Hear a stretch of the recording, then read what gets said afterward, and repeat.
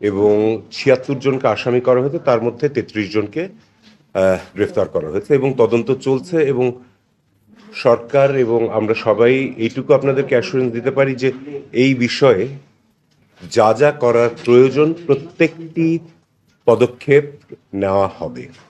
এবং অতি শীঘ্রই নেওয়া হবে, এবং যাতে এই পুরো বিষয়টি সুবিচার এবং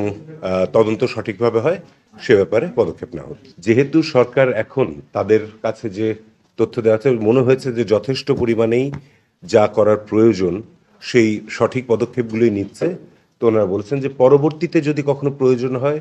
তাহলে তারা আমাদেরকে সহায়তা করার জন্য, তদন্তে সহায়তা করার জন্য যা করা দরকার করবেন, কিন্তু এই মুহূর্তে ওনারা কোনো আদেশ দিলে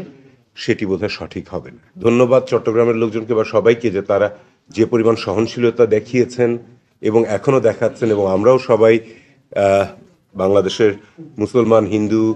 খ্রিস্টান, বৌদ্ধ যারা আছি সবাই একসাথে একটা সাম্প্রদায়িক সম্প্রীতির মধ্যেই সবসময় বড় হয়েছি এবং এখনও সেটা রয়েছে। বিদেশে যতই প্রোপাগান্ডা ছড়ানো হোক, আমরা সবাই জানি সত্যটা কি, যে আমাদের দেশে কোনো সংখ্যালঘু বা কেউ তাদের কোনো রকমের ভয় থাকার কোনো কারণ নেই। এটা কেউ আজকে আমি এখানে দাঁড়িয়ে একটা দেশের বিরুদ্ধে কথা বললাম তার মানে এই নয় যে ওই দেশ আমাদের সাথে কূটনৈতিক সম্পর্ক বা আমাদের বন্ধুত্বপূর্ণ সম্পর্ক ছিন্ন করবে। এবং সিমিলারলি ওখানেও যদি এরকম